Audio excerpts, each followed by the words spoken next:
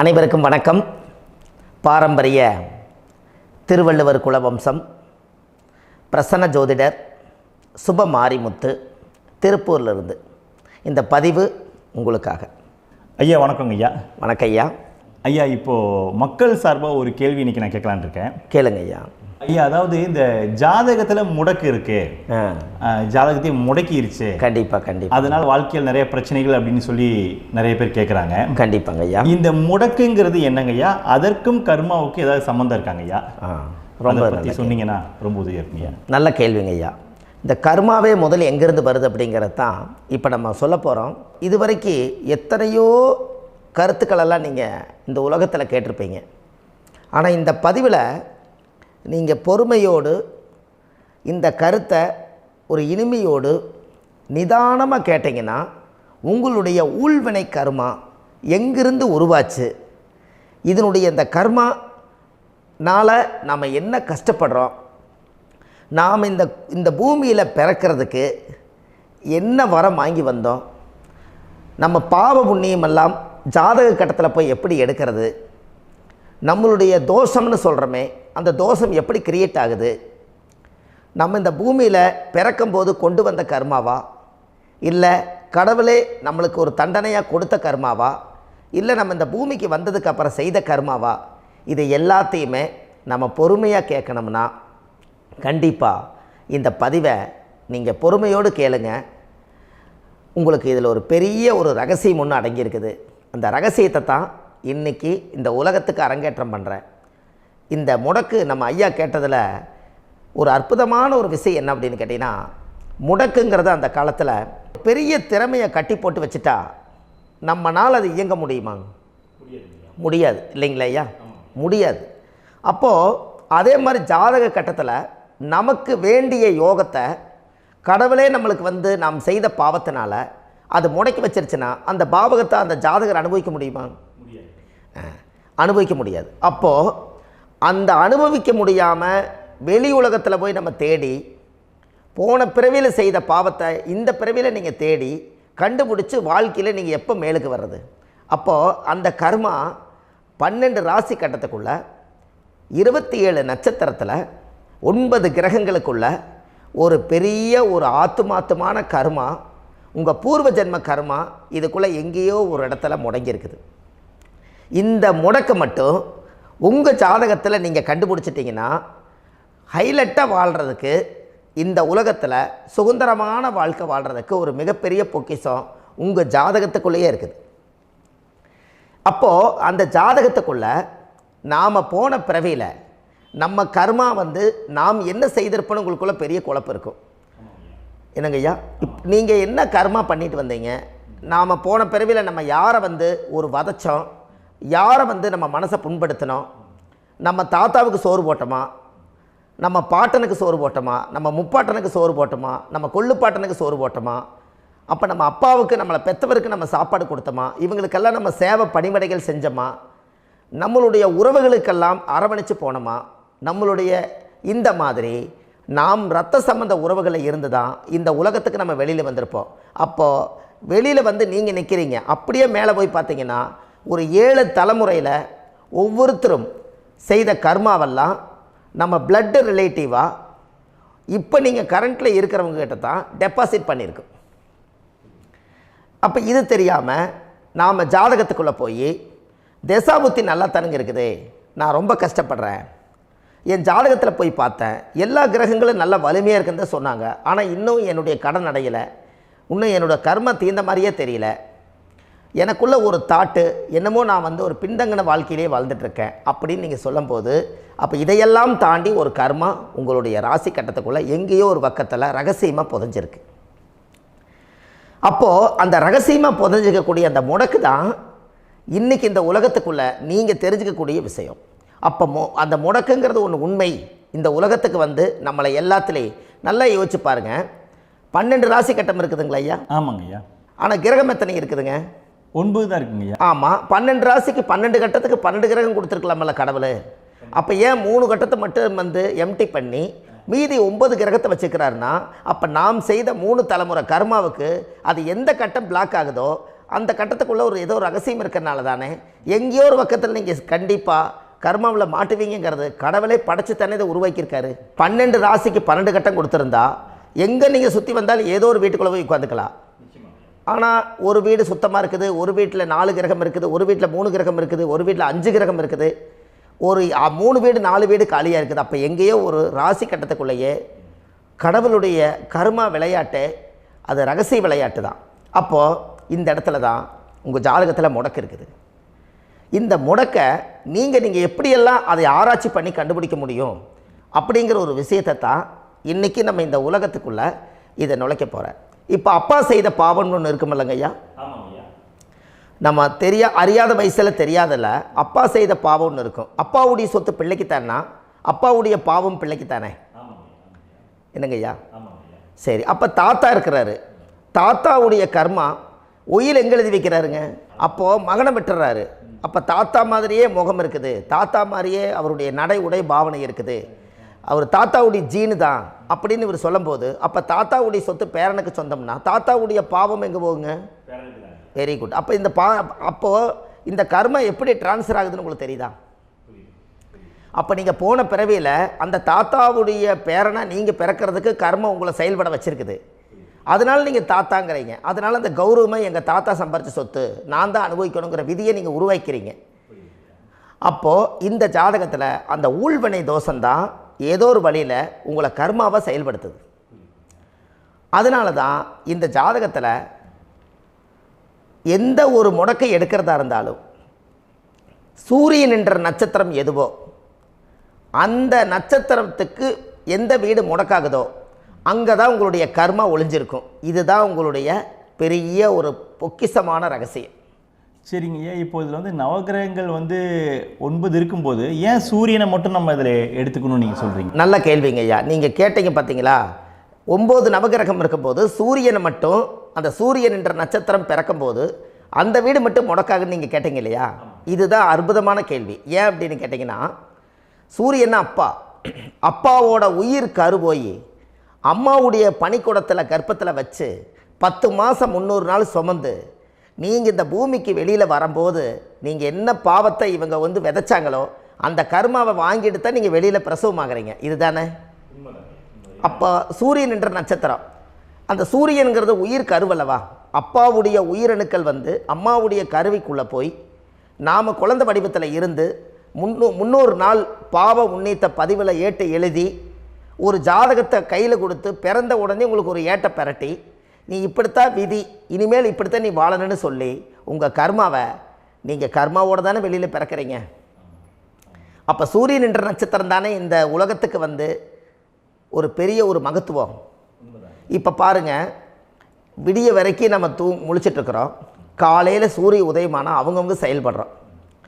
மீதி எல்லா கிரகங்களுக்குமே வெளிச்சத்தை கொடுக்கக்கூடிய சக்தி சூரியனுடைய பிம்ப ஒளிக்குத்தானே உண்டு, என்னங்க ஐயா? அதனால தான் மேசத்து உச்ச வீடுன்னு சொல்லி மேசத்தை உச்சம்னு சொல்லி சூரிய உச்சத்தை அங்கே தான் வச்சாங்க.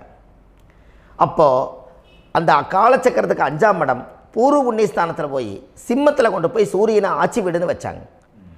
அப்போது சூரியனில் இருந்து தான் அந்த மையப்புள்ளி உருவாகுது. அப்போ உங்களுடைய ஜாதகத்தில் அந்த சூரியனாகப்பட்டவர் பிறக்கும்போது நீங்கள் உங்கள் ஜாதகத்தை நீங்கள் எடுத்துக்கங்க ஐயா. நீங்கள் இன்றைக்கே போய் கதவை திறந்து உங்கள் பெட்டியை திறந்து பீர்வாவுக்குள்ளே உங்களுடைய ஜாதகம் இருக்குது, அந்த ஜாதகத்தை எடுத்து ஜோதிடர்கிட்டையே நீங்கள் சந்தேகம் கேட்குறக்கு முன்பு நீங்களே உங்களுடைய கர்ம பற்றி தெரிஞ்சுக்கிறதுக்கு இந்த பதிவில் உங்களுக்கு ஒரு ரகசியத்தை சொல்லித்தரேன்.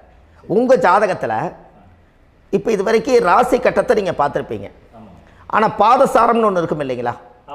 ராசிக்கு பாதசாரம்னு ஒன்று இருக்கும். சூரியன் என்ன நட்சத்திரத்தில் இருக்குது, சந்திரன் என்ன நட்சத்திரத்தில் இருக்குது, செவ்வாய் என்ன நட்சத்திரத்தில் இருக்குது, புதன் என்ன நட்சத்திர காலில் நிற்குது, இதெல்லாமே அந்த சாரம் இல்லாத ஜோதிடம் சோரம் போய்விடும். அதனால் அந்த சாரத்தில் நிற்கிது பார்த்தீங்களா கிரகம், அதில் இப்போ நீங்கள் உங்களுடைய ராசி கட்டத்தை ஓப்பன் பண்ணுங்கள். இதில் ராசி கட்டத்தில் சூரியன் என்ற நட்சத்திரம்னு ஒன்று இருக்கும் இல்லைங்களா? அது எதுவாக வேணாலும் இருந்துட்டு போட்டோம். அந்த நட்சத்திரம் தான் நீங்கள் பிறக்கும்போது தாயுடைய கருவறைக்குள்ள கரு உருவான நட்சத்திரமே அதுதான். புரிஞ்சுங்களா ஐயா? பிறக்கும்போது நீங்கள் அந்த கருவுடைய நட்சத்திரம் அப்பா வந்து கருவை உருவாக்கி கர்மாவை விதைச்சது அந்த சூரியன் என்ற நட்சத்திரம் தான். அந்த வீட்டுக்கு தான் இந்த ராசி கட்டத்தில் உங்களுக்கு முடக்கு உருவாகுது.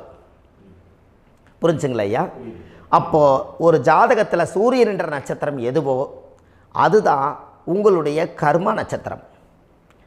இப்போ நம்ம பிறக்காதுக்கு முன்னாடி அப்பா கட்டத்தில் அந்த கர்மா டெபாசிட் ஆகிருக்கும். அதை ட்ரான்ஸ்ஃபர் எப்படி பண்ணுறாரு?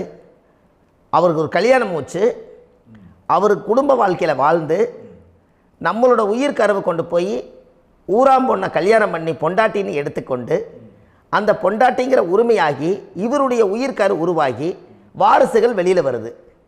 அதானங்க ஐயா? அப்போது அந்த சூரியன் என்ற நட்சத்திரம் தான் இந்த உலகத்தில் ஒரு பிரம்மாண்டமான நட்சத்திரம்.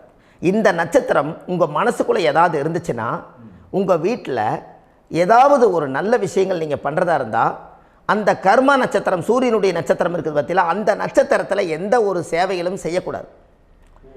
அதுதான் கர்மா. அதை போய் நீங்கள் ஆக்டிவேட் பண்ணி விட்டீங்கன்னா அது முன்னோர்களை வந்து நீங்கள் வந்து தொந்தரவு பண்ண மாதிரி. அந்த கர்ம நட்சத்திரம் தான் உங்கள் வாழ்க்கையில் அது புதஞ்சிருக்கிறதா. இப்போ குழந்தை பிறந்தாலோ சீர் சீமந்தங்கள் நீங்கள் செய்கிறதாலோ கல்யாணம் முக்கிறதுனாலோ உங்கள் ஜென்ம நட்சத்திரத்தன்னைக்கு கல்யாணம் பண்ண வேண்டாம்னு சொல்லிக்கிறாங்கல்லங்க. உங்களுக்கு ஜென்ம நட்சத்திரத்துக்கு முன்னாடி உங்களை உருவாக்குன நட்சத்திரம் தான் ஜென்ம நட்சத்திரம். அப்போ சூரியன் என்ற நட்சத்திரம் அப்பாவுடைய ஜென்ம நட்சத்திரமாக அந்த ஊழ்வினை கர்மம் செயல்படுது. அப்போ அந்த முடக்கு யார் வழியில் வந்தது? முன்னோர்கள் வழியில் வந்தது. முன்னோர்கள் கட்டி வச்சது யாரைய? குலதெய்வத்தை. அப்போ அந்த குலதெய்வத்தை போய் சாமிக்கு போய் வீடு வாசல்லாம் வலித்து குலதெய்வத்தை போய் தேங்காய் பழம் பூ மாலை கல்கண்டு வாங்கி அர்ச்சனை பண்ணி ஒரு அன்னதானம் ஒன்று பண்ணிவிட்டு சாமிக்கு பொங்கல் வச்சு நைவேத்தியம் பண்ணிவிட்டு உங்கள் ஜாதகத்தை வச்சு பூஜை பண்ணிவிட்டு வாங்க. அதுக்கப்புறம் தான் உங்கள் கர்மாவை கண்டுபிடிக்கிறதுக்கு வழியே பிறக்கும். குலதெய்வத்தை வணங்காமல் கோவிந்தா கோவிந்தா என்று பல தெய்வத்தை வணங்கினாலும் பலனொன்றும் இல்லைன்னு அந்த காலத்தில் முன்னோர்கள் சொல்லி வச்சுக்கிறாங்களா இல்லைங்களா? அதனால் கண்டிப்பாக அதை கண்டுபிடிச்சி நீங்கள் அதுக்கு ஒரு நைவேத்தியம் பண்ணால் மட்டும்தான் முதல்ல உங்கள் 5ஆம் பாவம் முன்னோர்கள் அது வேலை செய்யும். குலதெய்வ ஆலயத்துக்கு போயிட்டு வாங்க. போயிட்டு வந்துட்டு இந்த கர்மவினை தோஷத்தை நிவர்த்தி பண்ணுறதுக்குண்டான சரியான பரிகாரத்தை நம்ம எடுப்போம். அப்போது உண்மையாலுமே ஒரு ராசி கட்டத்துக்குள்ளே இந்த மாதிரி ஒரு அந்த கர்ம தோஷம் இருப்பதனால இந்த கர்மா தோஷத்துக்கு அந்த முடக்க தோஷங்கிறத நீங்கள் எடுத்து அதை கண்டுபிடிச்சி அந்த சூரியன் என்ற நட்சத்திரம் எந்த ராசி கட்டத்தில் போய் முடக்காயிருக்குதோ அந்த முடக்கு எந்த பாவகம் வந்து நம்மளுக்கு லாக் ஆகிருக்குதோ அந்த பாவகத்துக்கு உண்டான பரிகாரங்கள் அதுக்குரிய ஸ்தலங்கள் அந்த கோவில்களில் போய் சுவாமிக்கு தேங்காய் பழம் பூமாலை கல்கண்டு வாங்கி அர்ச்சனை பண்ணி நீங்கள் இந்த கோவிலுக்குள்ளே போய் உட்காந்து சாமி கும்பிட்டு வந்தீங்கன்னா உங்களுடைய ஜாதகத்தில் இருக்கக்கூடிய அந்த முடக்கு தோசை நீங்கி வாழ்க்கையில் நீங்கள் எதை சாதிக்க வந்தீங்களோ அந்த சாதனையை நீங்கள் சாதிச்சிட்ருப்பீங்க. புரிஞ்சுங்களா ஐயா? ஏன் அப்படின்னா அந்த முடக்கு நட்சத்திரத்துக்குள்ளே தான் ஒரு தோஷம் இருக்குது. இப்போ அந்த காலத்தில் பாருங்கள் ஐயா, முன்னோர்கள் எல்லாம் நிறைய பேர் கோவில் கட்டி வச்சுட்டு போயிருக்காங்களா இல்லைங்களா? இந்த கோவில் எதுக்காக கட்டி வச்சுக்கிறாங்கன்னா அவங்க கட்டினவங்களுக்கும் அந்த முடக்கு தோஷம் இருந்திருக்குது. ராஜாக்கள் இருந்திருக்குது, மன்னர்கள் காலத்தில் இருந்திருக்குது, ஜமீன்தார் காலத்தில் இருந்திருக்குது.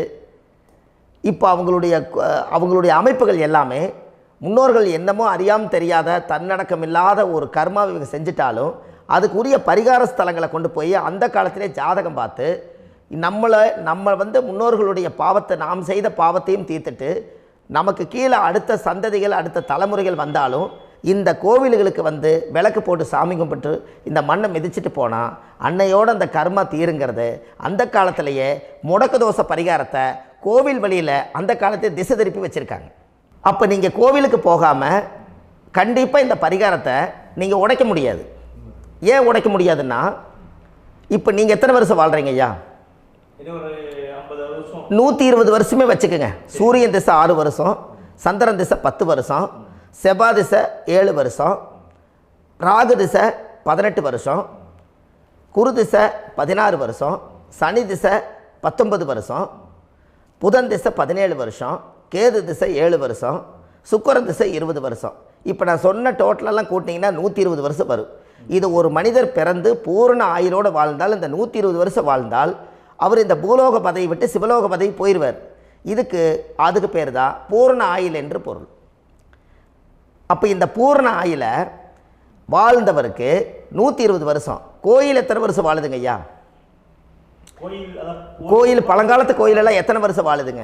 12 வருஷத்துக்கு கும்பாபிஷேகம். அது ஓகே, அது பரவாயில்ல. 12 வருஷத்துக்கு ஒருக்கா பழசை புதுப்பிச்சு கும்பாபிஷேகம் பண்ணி மறுபடியும் அதுக்கு பவர் ஊட்டி சக்தி ஊட்டி அதுக்கு உருவேற்றுறாங்க. நான் சொல்கிறது கோயில் 5000 வருஷம் 4000 வருஷம் பெரிய பெரிய சித்தர்கள், மகான்கள், ரிஷிமார்கள், யோகிகள், சித்தர்கள் இவங்களெல்லாம் போய் கோவில்லையே சிவனையும் பெருமாளையும் வழிபாடு பட்டுட்டு கோவில்லையே ஒரு ஓரத்தில் ஜீவசமாதி ஆயிட்டாங்கன்னு பழைய கால கோயிலில் சித்தர்கள் குடியிருக்காங்களா இல்லைங்களா? இருக்காங்கல்லங்க ஐயா. அப்போது நாம் 120 வருஷம் வாழ்கிறோம், கோவில் 5000 வருஷம் வாழுது. எங்கே சக்தி அதிகமாக இருக்குன்னு சொல்லுங்க?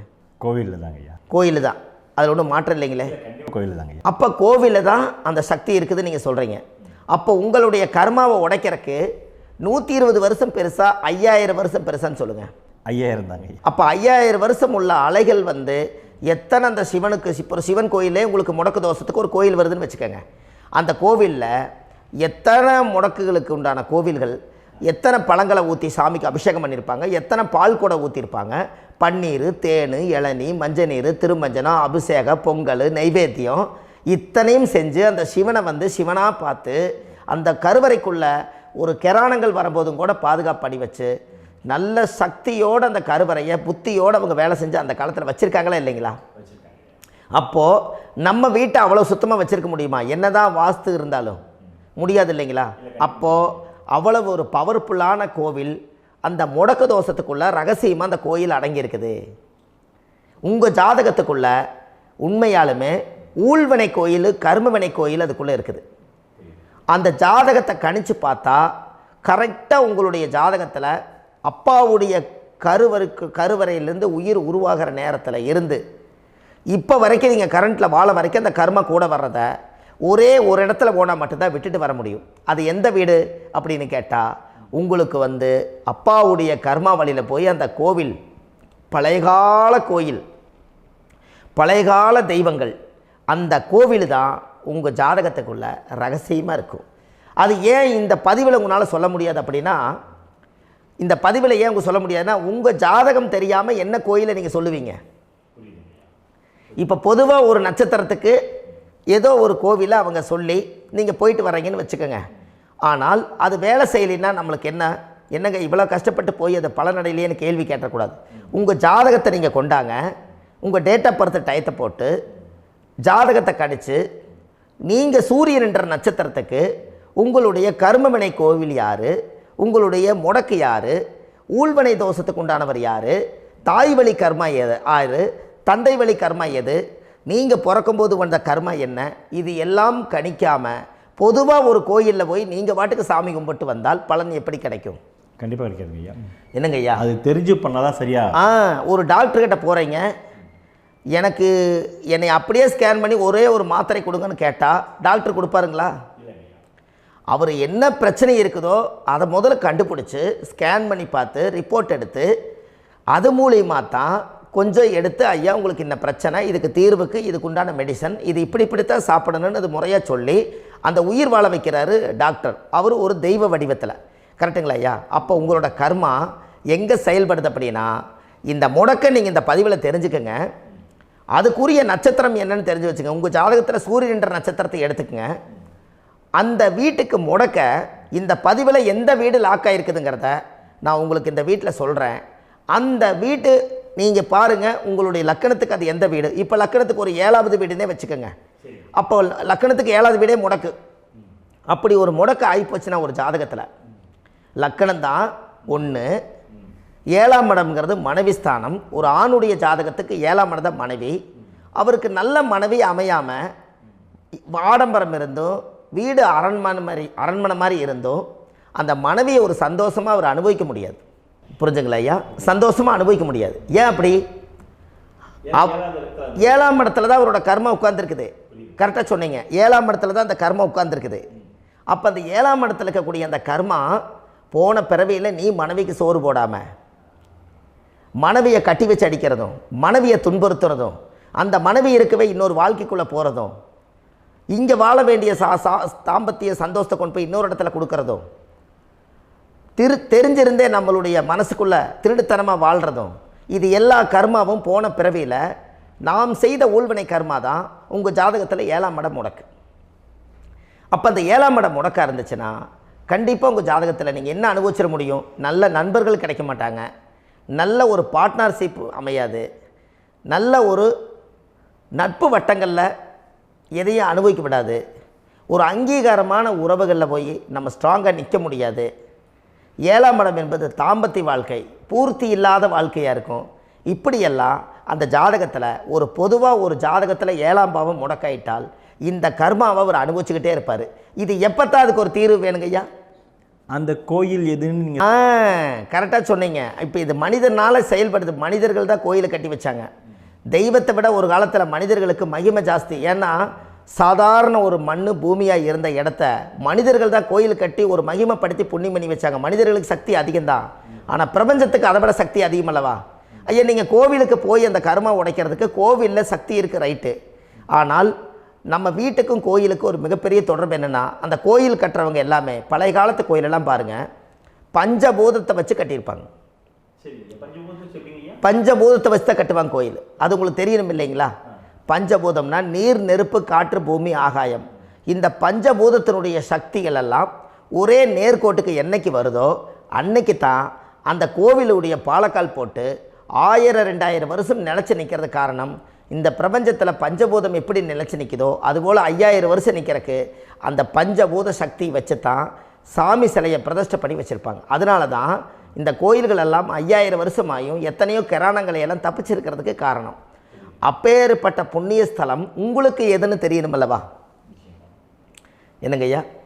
அப்பேற்பட்ட புண்ணிய ஸ்தலம் உங்களுக்கு எதுன்னு தெரிஞ்சால் தானே நீங்கள் போய் செய்ய முடியும், இல்லாட்டி கண்டிப்பாக தெரியாது. அப்போ இந்த முடக்கு தோஷத்தை கடவுள்கிட்ட கொண்டு போய் ஒப்படைக்கணும். நாம் பிறக்கும் போது கொண்டு வந்த கர்மாவை நாம் இருக்கும் காலத்தில் கொண்டு போய் இந்த கர்மாவை சுத்தப்படுத்தி, நீங்கள் பாவ ஆத்மாவை இந்த பூமியில் பிறந்து பூலோகத்தில் எல்லா புண்ணியத்தையும் செஞ்சுட்டு இந்த பூலோகத்தை விட்டு நீங்கள் போகும்போது புனித ஆத்மாவாக போகணுன்னா உங்கள் கர்மாவை கொண்டுட்டு போகாதீங்க, கர்மாவை நிவர்த்தி செய்யுங்க. என்னங்க ஐயா? அப்போ கர்மாவை சுத்தப்படுத்துங்க. கர்மாவை சுத்தப்படுத்திட்டு உங்களுக்கு பிறக்கிற குழந்தைகளுக்கு அந்த கர்மாவை டிரான்ஸ்ஃபர் பண்ணாமல் உங்களோட நில் பண்ணுங்க. ஒரு உதாரணம் சொல்லட்டுங்களா ஐயா? ஒரு காந்தம் ஒன்று இருக்குது இல்லைங்களா? ஒரு காந்தம்ங்கிறது ஒரு தாத்தாவாக வச்சுக்கோங்க. ஒரு இரும்பை கொண்டு போய் வச்சா ஒட்டு மோட்டாதா? அப்போ ஒட்டுனோடனே காந்தம்ங்கிறது தாத்தா, அவருக்கு பிறந்த வாரிசுக்கு அந்த கர்ம டிரான்ஸ்ஃபர் ஆயிருமா? சரி, இன்னொரு இரும்பை கொண்டு போய் வைங்க, ஒட்டு மோட்டாதா? அப்போ அது பேரனுக்கு வைங்க, பேரனுக்கு வந்துருச்சு அந்த கர்மா. இன்னொரு இரும்பை கொண்டு போய் வைங்க, அந்த காந்தத்துக்கு நேர் இன்னொன்று வைங்க, ஒட்டு மோட்டாதா? அப்போ அதை கொண்டு போய் நம்ம கொள்ளு பேரனுக்கு வைங்க. இப்படியே டிரான்ஸ்ஃபர் ஆகி தலைமுறையாக இந்த கர்மா தொடர்ந்துக்கிட்டே இருக்குது. இந்த இடத்துல கொண்டு போய் காந்தத்துக்கு இரும்பு ஒட்டிகிட்டே இருக்குதுல்ல, இந்த இடத்துல ஒரு மரக்கட்டை செஞ்சு கொண்டு போய் கரெக்டாக வச்சுக்கினே போட்டுமா? அந்த மரக்கட்டையை கொண்டு போய் வைக்கிறவர் யார்? மரக்கட்டை வச்சுட்டு அடுத்த வாரிசு புனிதமாக பிறந்துட்டு அந்த மேலே இருக்கிற கர்மாலாம் இந்த அடுத்த இதுக்கு வராதில்ல. இதுதாங்க ஐயா கர்மா. தொடர்ந்து வரக்கூடிய கர்மாவை அதை நில் பண்ணணுங்கிறதுக்கு பேர் தான் இந்த உதாரணத்தை சொன்னவங்களுக்கு. அப்போ நாம் இந்த பூலோகத்தில் நம்ம ஒரு தாயுடைய கருவறையில் இருந்து தொப்புள் கொடி அறுக்கும் நேரம் நாம் என்ன கர்மாவை வாங்கி வந்திருந்தாலும் அதையெல்லாம் ஆராய்ச்சி செய்து ஜாதகத்தில் முழுமையாக கண்டுபிடிச்சி ஒரு காலம் இல்லைனாலும் ஒரு காலம் நம்ம நல்லா இருக்கிறதுக்காக, நம்ம வாரிசுகள் எல்லாம் நலமடைஞ்சு வளமடைஞ்சு வர்றதுக்காக இந்த கர்மா தோஷத்தை கரெக்டாக கண்டுபிடிச்சி சரியான கோவிலுக்கு போய் நீங்கள் கர்மாவை நிவர்த்தி பண்ணி அங்கே பூஜை புனஸ்தானங்கள், சகசரநாம பூஜைகள், ஓமங்கள், வழிபாடுகள் இதெல்லாம் நீங்கள் செஞ்சு உங்களுடைய பாவத்தை எல்லாம் கழித்து உங்கள் ஜாதகத்தவே யோகமாக மாற்ற முடியும். கண்டிப்பாக மாற்ற முடியும். ஏன்னா நம்ம யாரை நம்பி செய்கிறோம்? சரியான கடவுள்கிட்ட வழிகாமிக்க போகிறோம். அப்போ கடவுள் பொய்யாயிருவாரா? ஐயா, நம்ம அதாவது அந்த காலத்தை சொல்லுவாங்க, சத்தியுள்ள சாமி கும்பிட்டு புத்தி உள்ள உள்ளே பெக்கணும்னு சொன்னாங்க. 16 வதபதன்னு பெக்கலை, எல்லாம் அறிவோடு பெற்றாங்க. அதனால் எல்லாமே தாய் தந்தைகள் பேச்சை கேட்டாங்க. அன்றைக்கி எல்லாருமே தாய் தந்தைகளுக்கு தூணாக நின்னாங்க. அப்போ அந்த காலத்தில் சத்தியுள்ள சாமி கும்பிட்டு புத்தி உள்ள உள்ளே பெக்கணும்னு சொல்லி அன்றைக்கி அறிவோடு பெற்று இந்த கர்மாவை ஆளுக்கு ஒரு கர்மாவை டிரான்ஸ்ஃபரை பிரித்து எல்லாரும் சுத்தப்படுத்தினாங்க. இன்றைக்கி நம்ம ஒரு குழந்தை 2 குழந்தை பெற்று வச்சுருக்கோம். அவங்களுக்கே இவ்வளவு கர்மா வந்துருச்சுன்னா இந்த குழந்தைகளுக்கு என்னைக்கு இந்த கர்மாவை போய் கண்டுபிடிச்சி நீங்கள் எப்போ சரி பண்ணுவீங்கன்னு. அப்போ இந்த வாழ்க்கையில் ஏதோ ஒரு பிரபஞ்ச சக்தி நம்மளை அறியாமல் என்னமோ ஒரு இயக்கத்தில் கொண்டு போய் விட்டுருச்சுங்களா? அப்போ இனிமேலாவது இந்த கர்மாவில் இருந்து கண்டிப்பாக நம்ம நிவர்த்தி ஆகணும்னு சொன்னால் இந்த முடக்கு தோஷத்தை யாரெல்லாம் கண்டுபிடிச்சி இந்த ஊழ்வினை கர்மாவில் இருந்து நாம் கருவறையில் சுமக்கும் போது 10 மாதம் நீங்களாம் என்னென்ன நினச்சிருப்பீங்க? அதாவது கருவறைக்குள்ள கருப்பாக ஒரு பிண்டம் இடப்பக்கம் கிடக்கையில் இந்த பூமிக்கு வரும்போது நீங்கள் என்னென்ன நினச்சிருப்பீங்க? இந்த பிறந்ததுக்கு அப்புறம் வந்து தான் அம்மா தெரியுது, அப்பா தெரியுது, தாத்தா தெரியுது, பாட்டி தெரியுது, இந்த உலகத்தில் கண்கொள்ளாத காட்சிகள் எல்லாம் தெரியுது, எல்லாம் தெரியுது. ஆனால் 10 மாதம் உங்கள் வாழ்க்கையில் நீங்கள் இருக்கும்போது நீங்கள் என்னென்னலாம் நினச்சி இந்த பதிவில் இறைவன் கொடுத்தாரோ அதையெல்லாம் அனுபவிக்கத்தான் வந்தீங்க. அதுக்கு இடையில இருக்கிறதான கர்மா. இந்த ஒரு விஷயம் உங்களுக்கு கிடச்சிருச்சுன்னா நீங்கள் எல்லாருமே ராஜயோகமாக பிழைப்பீங்கள்ல. இதில் ஏழை பணக்கார யாரையுமே சொல்ல வரல. அவங்க பிறக்கும்போது புண்ணியத்தை பொறுத்து தான் போன ஜென்மத்தில் நம்ம என்ன புண்ணியங்கள் பண்ணி வச்சோமோ அந்த புண்ணியத்தில் இன்றைக்கி நல்லா வாழ்கிறாங்க. ஒருத்தர் கேட்டார், என் ஜாதகத்தில்ங்க எங்கூட படித்தவர் இடம் வாங்கிட்டார், வீடு வாசல் கட்டிட்டார், தொழில் பண்ணிட்டார், நல்லா இருக்கார், ஆனால் நான் இன்னும் அப்படியே தான் இருக்கிறேங்கன்னு ஒருத்தர் கேட்டார். அதுக்கு ஒரு கருத்து என்னென்னா, டேட் ஆஃப் பர்த் ஒன்று தான், டைம் ஒன்று தானே வச்சுக்கோங்க. அவங்க அப்பா செஞ்ச புண்ணியம் வேறு, நீங்கள் செஞ்ச பாவங்கள் வேறு. அவர் செஞ்ச புண்ணியத்தினால அவருக்கு எல்லாமே முன்னாடி கிடைக்கிது. நீ கர்மாவெல்லாம் கழிச்சிட்டினா பின்னாடி கிடைக்க போகுது. இதில் மற்றவங்களை பற்றி வேற்றுமையாக நினைக்கிறதுல எந்த ஒரு இதுவுமே இல்லை. அப்போ ஒருத்தர் பார்த்து ஒருத்தர் வாழ வேண்டாம். உங்களுடைய சுய அறிவை வச்சு இந்த பூலோகத்தில் இந்த பூமியில் நீங்கள் 4 தெரிஞ்சு நல்ல விதமாக கற்றுக்கிட்டு இந்த உலகத்தில் சிறப்பாக வாழ கற்றுக்குங்க. அதுக்கு அந்த ஊழ்வினை தோஷத்தை கண்டுபிடிங்க. உங்களுக்குன்னு ஒரு முடக்கு இருக்குதுங்கிறத இன்றைக்கி நீங்கள் எழுதி வைங்க. அதை எப்படியாவது கண்டுபிடிங்க, அதை தேடுங்க. ஒரு முறை நீங்கள் ஜாதகத்தை கொண்டு வாங்க. அந்த ஜாதகத்தை கொண்டு வந்து உங்கள் பாவகத்தில் எத்தனாம் பாவம் முடக்காயிருக்குதுன்னு பாருங்கள். அந்த பாவகம் முடக்காயிருச்சுன்னா உங்கள் வாழ்க்கையில் அதிலிருந்து உங்களால் வெளியில் வரவே முடியாது, கண்டிப்பாக வர முடியாது. அதை நீங்கள் கண்டுபிடிச்சா மட்டும்தான் நீங்கள் மேலே வர முடியும். ஏன்னா நிறைய பரிகாரங்கள், பூஜைகள், யாகங்கள், ஓமங்கள் எல்லாம் செய்து வச்சும் கூட அந்த கர்மவினைக்கு உண்டான கோவிலுக்கு போய் அந்த 5000 வருஷ பழமை வாய்ந்த தெய்வத்துக்கிட்ட போய் நீங்கள் முறையிட்டு விளக்கு போட்டு உங்கள் கர்மத்தை எல்லாம் நான் நீ தான் தீர்த்து கொடுக்கணும்னு சொல்லி நம்பிக்கையோடு நீங்கள் போய் அந்த சரணாகதி அடையிறீங்க பாருங்கள், அங்கே தான் உங்கள் கர்மாவை எடுத்து விடுறாரு. அப்போ இந்த ரகசியம் உங்களுக்கு வேணுமல்லவா? அப்போ உங்கள் ஜாதகத்தில் எங்கே முடங்கி அதுக்குரிய கோவில்கள் எல்லாம் என்ன, அதுக்கு தான பரிகாரம் என்ன, அதுக்கு நீர் பரிகாரம் என்ன, யாத்திரை பரிகாரங்கள் என்ன, நீங்கள் வீட்டில் இருந்தே செயல்படுத்தக்கூடிய பரிகாரங்கள் என்ன, பரிகாரம் கோவிலுக்கு போய்த்தான் நடக்குமா, இல்லை நாம் வீட்டில் வச்சு வணங்குறதுனால நடக்குமா, நாம் செய்யக்கூடிய தர்ம பரிகாரங்கள் என்ன, தான பரிகாரங்கள் என்ன, இப்படி பல விதமாக இருக்கிறனால உங்கள் ஜாதகத்துக்கு எந்த மாதிரி பரிகாரம் கனெக்ட் ஆகுதுங்கிறது தெரியணும். இது தெரியாமல் கண்டிப்பாக உங்களால் செயல்படுத்துறது ரொம்ப கஷ்டம்.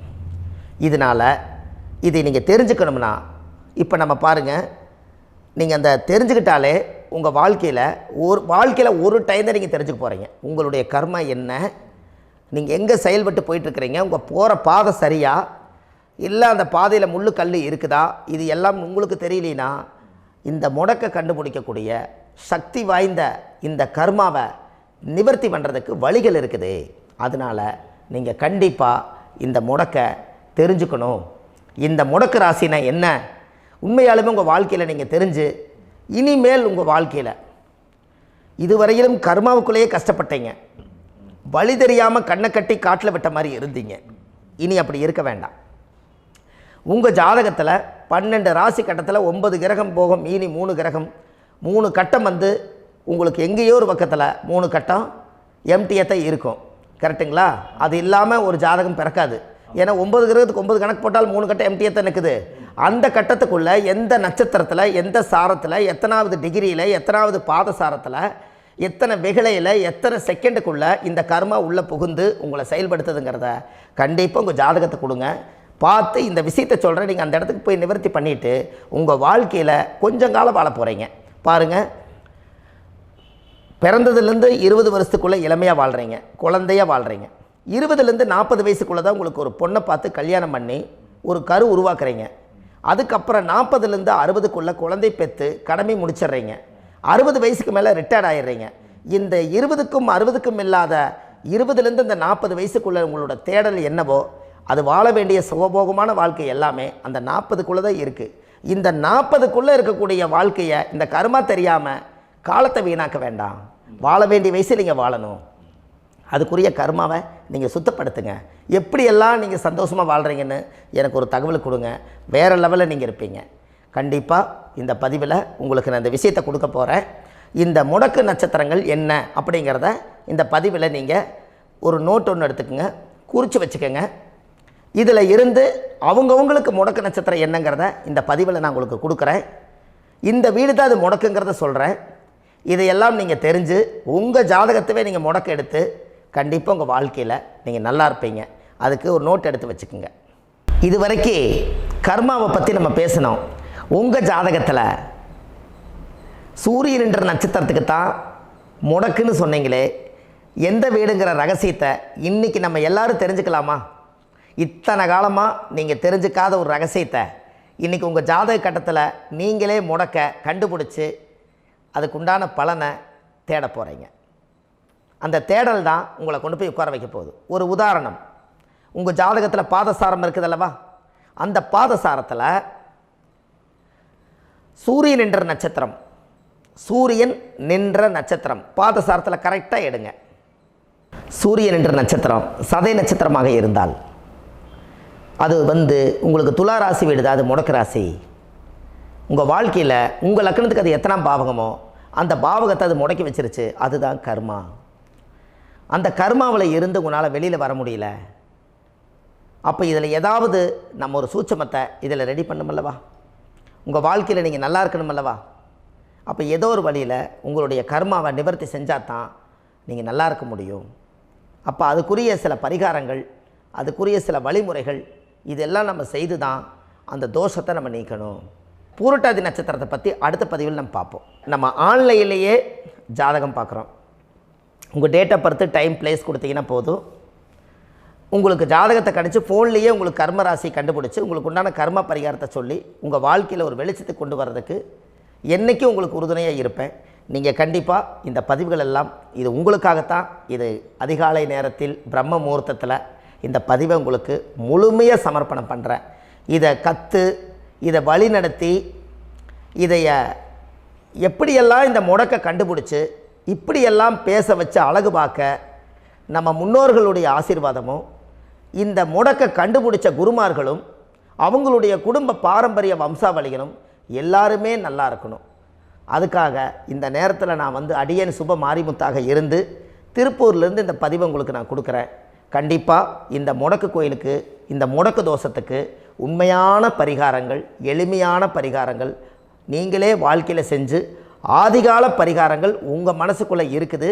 அதை செயல்படுத்தினா மட்டும் போதும், வாழ்க்கை எங்கேயோ போயிடும். கண்டிப்பாக ஒரு முறை உங்கள் ஜாதகத்தை அனுப்பி வைங்க, உங்களுக்கு நான் பார்த்து பலன் சொல்கிறேன்.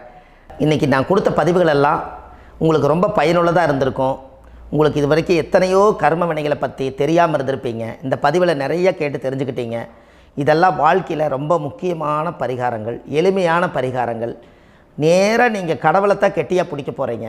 அந்த பரிகாரங்கள் எல்லாம் செஞ்சு அதிகாரமாக வாழ்ந்து இந்த பூலோகத்தில் நல்ல சிறப்பாக வாழ்கிறதுக்கு இந்த பரிகாரம் உங்களுக்கு ரொம்ப யூஸ்ஃபுல்லாக இருக்கும். கண்டிப்பாக இந்த பதிவை செய்யுங்க. நம்ம பாரம்பரிய திருவள்ளுவர் குல வம்சம், பிரசன்ன ஜோதிடர் சுப மாரிமுத்து, திருப்பூரில் இருக்கேன். 30 ஆண்டு காலமாக நம்ம ஜோதிடம் பார்த்து கொண்டிருக்கிறோம். இவ்வளவு காலமாக எத்தனையோ ஆயிரக்கணக்கான மக்களுக்கு நம்ம ஜோதிடம் பார்த்து வழிகாட்டி நிறைய மக்களுக்கு நிறைய சேவைகள் செஞ்சுருக்கேன். நிறைய கோயில் கட்டி வச்சுருக்கேன், கும்பாபிஷேகங்கள் பண்ணி வச்சுருக்கேன், அன்னதானங்கள் நிறையா பண்ணி வச்சுருக்கேன், புண்ணிய யாத்திரைகள் நிறைய போய் வந்திருக்கேன். மக்களுக்காகவே நான் உங்களுக்கு உழைக்க தயாராக இருக்கேன். இந்த ஜோதிடம் என்னுடைய ஒரு பாரம்பரியமாக என்னுடைய அப்பா, தாத்தா, முன்னோர்கள் இதெல்லாம் எங்களுடைய குலத்தொழில் இது. அதனால் நாங்கள் பாரம்பரியமாக திருவள்ளுவர் குல வம்சம். வள்ளுவர் வாக்குன்னு யூடியூப் சேனலில் போனீங்கன்னா 1000 பரிகாரங்கள் கொடுத்துருக்கேன். அதுவும் உங்களுக்கு ரொம்ப யூஸ்ஃபுல்லாக இருக்கும். வள்ளுவர் வாக்கு அப்படின்னு போடுங்க, அப்படி இல்லைன்னா சுப மாரிமுத்துன்னு போடுங்க. இதில் பரிகாரங்கள் நிறையா கொடுத்துருப்பேன். கண்டிப்பாக இதெல்லாம் நீங்கள் சந்தித்து நீங்கள் ஒரு சப்ஸ்கிரைப் பண்ணி வச்சுக்கோங்க. நான் போடக்கூடிய பதிவுகள் எல்லாமே உங்களுக்கு நோட்டிஃபிகேஷனை வந்துடும். அதனால் நீங்கள் ஒரு சப்ஸ்கிரைப் பண்ணி வச்சுக்கோங்க. தினமும் ஒரு தகவல் உங்களுக்கு கொடுத்துக்கிட்டே இருக்கேன். இதெல்லாமே உங்களுக்கு ஒரு பெரிய சந்தோஷமான நிகழ்ச்சிகள். என்றைக்கும் உங்களோட நான் வாழ்கிறேன். உங்களுடைய குடும்பத்தில் நான் ஒருத்தராக இருந்து குடும்ப ஜோதிடராக நான் இருப்பேன். கண்டிப்பாக ஆயுளுள்ள வரைக்கும் உங்களுக்காக இந்த ஜோதிடத்துக்கு உழைச்சி உங்கள் குடும்பத்தில் ஒருத்தராக நான் ஒரு ரத்த உறவில் நான் இந்த பூர்வ ஜென்மத்தில் உங்களுக்கு நான் கடமைப்பட்டிருக்கேன். கண்டிப்பாக அடுத்த பதிவில் உங்களை நான் சந்திக்கிறேன். வாழ்வது ஒரு முறை, வாழ்த்தட்டும் தலைமுறை. நன்றி, வணக்கம்.